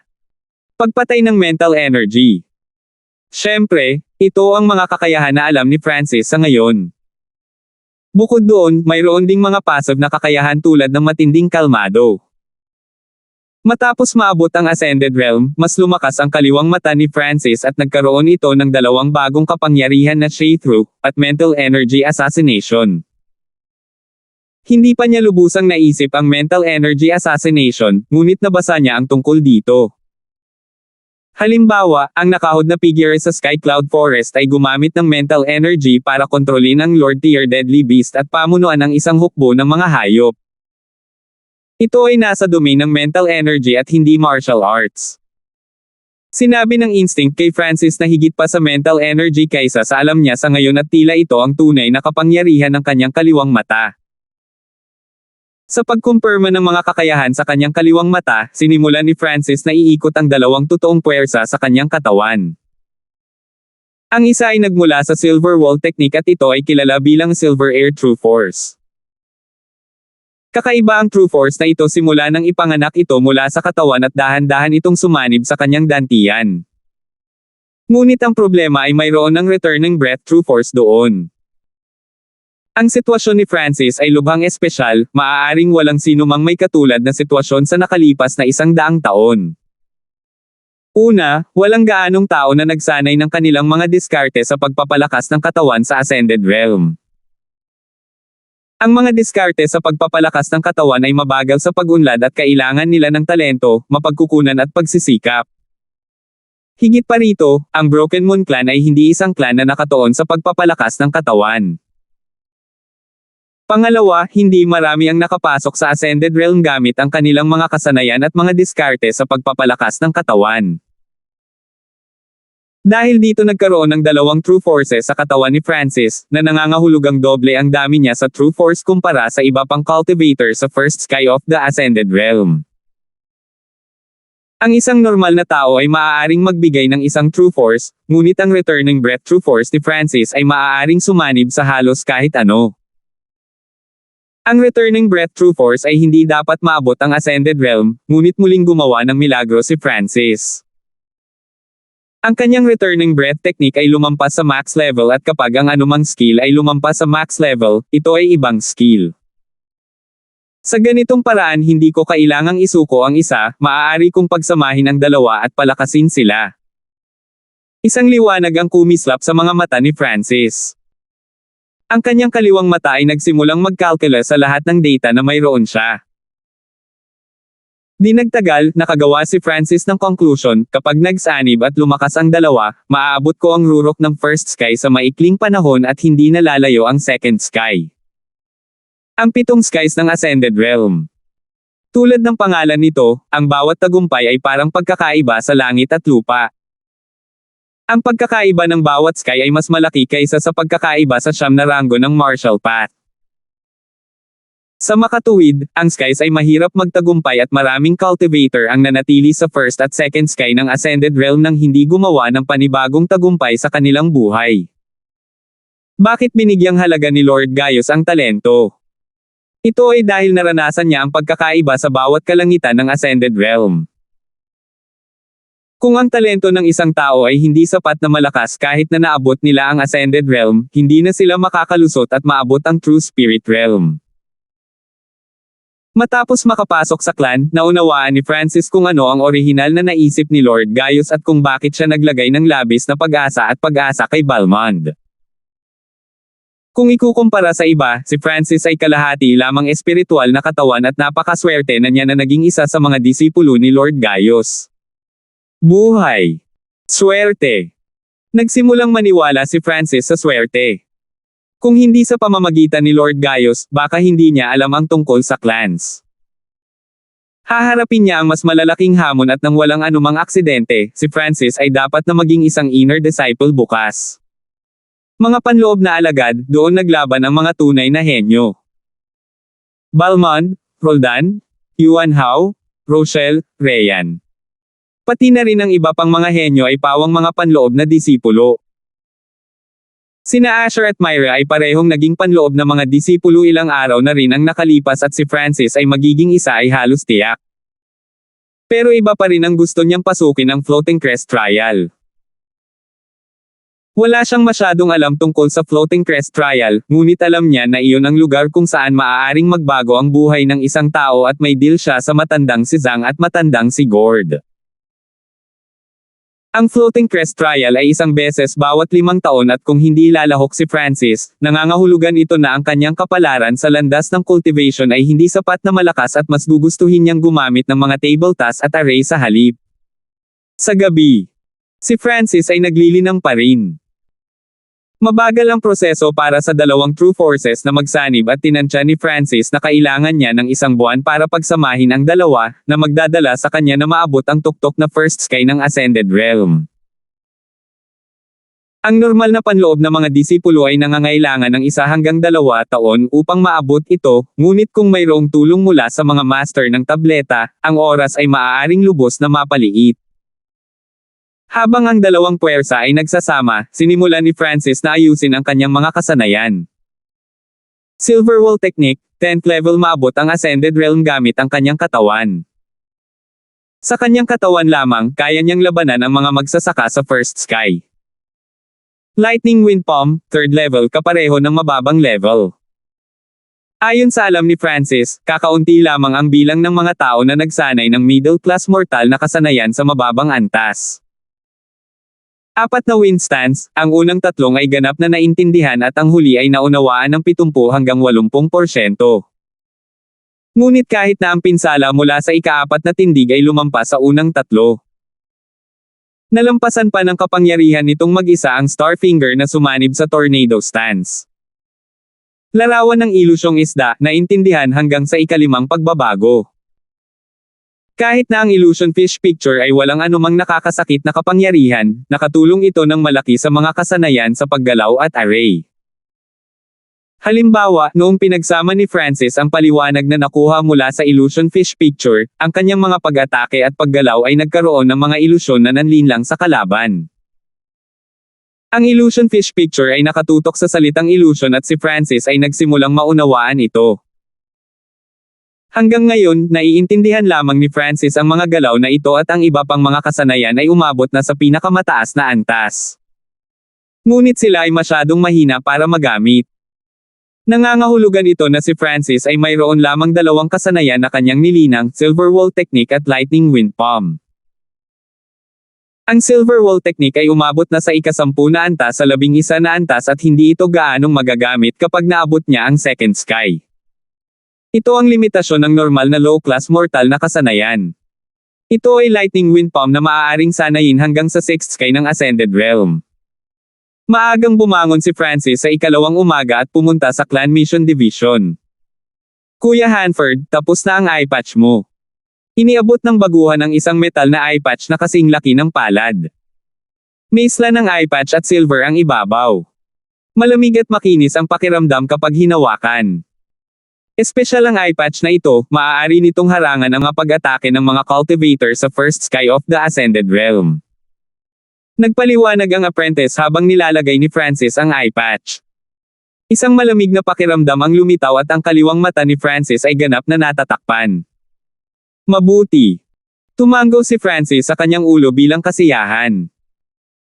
Sa gitna ng hangin, ang kanyang asher na buhok ay nanginginig at sa kanyang silver eye patch, siya ay tila 30% masama at 70% casual.